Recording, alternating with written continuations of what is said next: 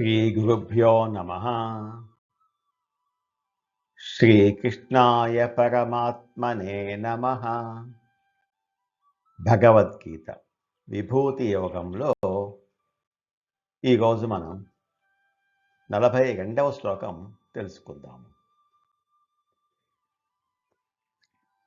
శ్రీకృష్ణ పరమాత్మ జగత్తులో తన అనేకములైన విభూతులను బోధించారు.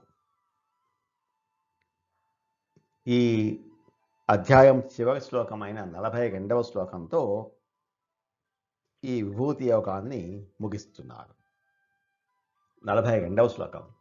అథవా బహునైతేన కిం జ్ఞాతేన తవార్జున విష్టభ్యాహమిదం కృష్ణం ఏకాంశేన స్థితో జగత్. అథవా బహునా ఏతేన కిం జ్ఞాతేన తవ అర్జున. ఓ అర్జున, ఏతేన ఈ విధముగా, బహునా జ్ఞాతేన ఎక్కువగా తెలుసుకోవడం వలన, తవ కిం నీకు కలుగు ప్రయోజనం ఏమున్నది? విష్టభ్య అహం ఇదం కృష్ణం ఏకాంశేన స్థితః జగత్. ఇదం కృష్ణం జగత్, ఈ సమస్త జగత్తును, అహం ఏకాంశేన నేను ఒక్క అంశతోనే, విష్టభ్య ధరించి, స్థితమై ఉన్నాను. ఓ అర్జున, ఇంతకంటే విపులంగా తెలుసుకొని ఏం ప్రయోజనము? ఒక్క మాటలో చెప్పాలంటే, ఈ సమస్త జగత్తును కేవలం నా యొక్క యోగ శక్తిలో ఉన్నటువంటి ఒక్క అంశతోనే ధరించి ఉన్నాను. నేను నా యొక్క ఒక్క అంశతోనే విశ్వమంతా వ్యాపించి పట్టుకొని ఉన్నాను, విశ్వాన్ని పట్టుకొని ఉన్నాను. నా యొక్క పట్టులోనే జగత్తు ఉంది. పట్టు అంటే ఆధారం. ఈ విశ్వమంతా పరమాత్మ యొక్క ఆధారంతోనే నడుస్తున్నది. దాన్నే ధరించటము అంటారు. విశ్వంలో కొన్ని విభూతులను చెప్పాను, కానీ నేనే విశ్వమంతా వ్యాపించి ఉన్నాను. కానీ నా యొక్క ఒక్క అంశ మాత్రమే విశ్వమంతా వ్యాపించి ఉంది. అంటే నీకు కంటితో కనిపించేది మాత్రమే కాదు, నీవు కంటితో చూడలేనిది నీకు కనిపించే ఈ ప్రపంచంలోనే ఉన్నది. కంటితో చూడలేనిది ఇంకా ఎంతో ఉంది. మనకు తెలియని అరణ్యాలు, మనకు తెలియని మరుభూములు, మనకు తెలియని సముద్రాలు, మనకు తెలియని జంతుజాలం, మనకు తెలియని వృక్షజాలం. భూమిపై మనం ఉంటున్నాము అనుకుంటున్నాము, కానీ ఈ భూమి యందే మనకు తెలియనివి ఎన్నో ఉన్నాయి. ఇలాంటి భూములు ఆకాశంలో ఎన్నో ఉన్నాయి. ఎన్ని బ్రహ్మాండాలో!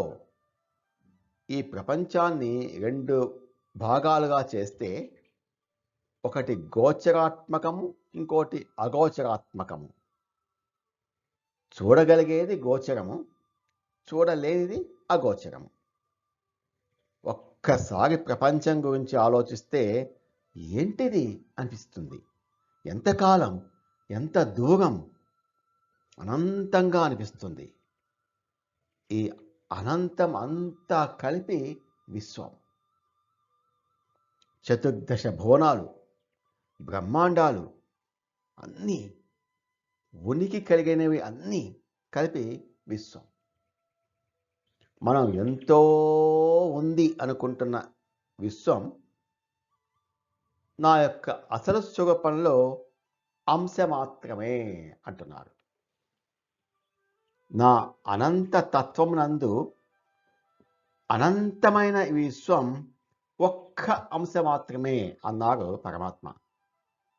అందుకే పురుష సూక్తంలో పాదోస్య విశ్వాభూతాని త్రిపాదస్యామృతం దివి అన్నారు. అంటే పాద అంటే ఒక పాదం, 4వ వంతు. త్రిపాద అంటే 3 పాదాల భాగం, 3/4 వంతు. ఈ ప్రపంచం మృతం అంటే నశించేది. త్రిపాదస్యామృతం దివి, త్రిపాదస్య అమృతం దివి అంటే 3 పాదాలు అమృతము, మృతం కానిది.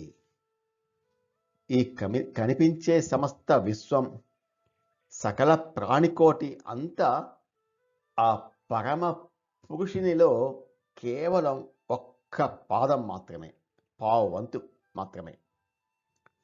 మిగిలిన 3 పాదాలు, 3/4 వంతు అనంతమైన, నాశనం లేని, అమృత రూపమైన, అంటే మృతం కాని రూపమైన, అమృత రూపమైన స్వరూపం. 3/4 వంతు అమృత రూపమైన స్వరూపం, పావు వంతు మాత్రమే ఈ విశ్వం. విశ్వం అంటే మృతం, నశించేది. ఈ సృష్టికి అతీతంగా, భౌతిక ప్రపంచానికి అతీతంగా ఊర్ధ్వలోకాలలో దివ్యమైన పరంధామం 3/4 వంతు ఉంది అని అర్థం. ఇదే ఈ పురుష సూక్తంలోని భావనే ఈ విభూతి యోగం చివరి శ్లోకమైన 42వ శ్లోకంలో చెప్పారు. భగవానుడి యొక్క విరాట్ స్వరూపాన్ని తలుచుకొని నమస్కరిస్తూ ఆయనకు శరణాగతి చెందాలి. అథవా బహునైతేన కిం జ్ఞాతేన తవార్జున విష్టభ్యాహమిదం కృష్ణం ఏకాంశేన స్థితో జగత్. లేక అర్జున, ఇన్ని తెలుసుకోవడం వల్ల నీకేం ప్రయోజనమయ్యా? నేను ఈ సమస్త జగత్తును నా యొక్క ఒక్క అంశతో మాత్రమే వ్యాపించి ధరించి ఉన్నాను అంటున్నారు భగవానుడు. ఇంతటితో విభూతి యోగం సమాప్తమైంది. రేపటి నుంచి ఏకాదశ అధ్యాయం, 11వ అధ్యాయం అయినటువంటి విశ్వరూప సందర్శన యోగాన్ని ప్రారంభించుకుందాం. పుష్పిక. ఓం తత్సదితి శ్రీమద్భగవద్గీతాసు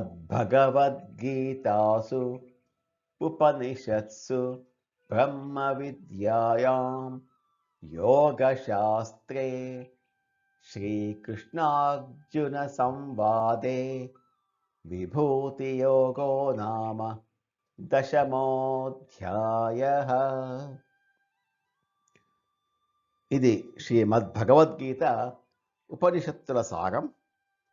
ఇది బ్రహ్మ విద్య అయినటువంటి పరమాత్మ జ్ఞానం గురించి చెప్తుంది. కర్మ, భక్తి, జ్ఞాన యోగాలను బోధించే యోగశాస్త్రం. ఇది శ్రీకృష్ణుడు మరియు అర్జునుడు మధ్య జరిగిన సంభాషణ. శ్రీకృష్ణుడు అర్జునుడికి చేసిన దివ్యమైన సందేశం. విభూతి యోగం అనే 10వ అధ్యాయం. నమో భగవతే వాసుదేవాయ. ఏతత్ ఫలం శ్రీకృష్ణార్పణమస్తు. స్వస్తి.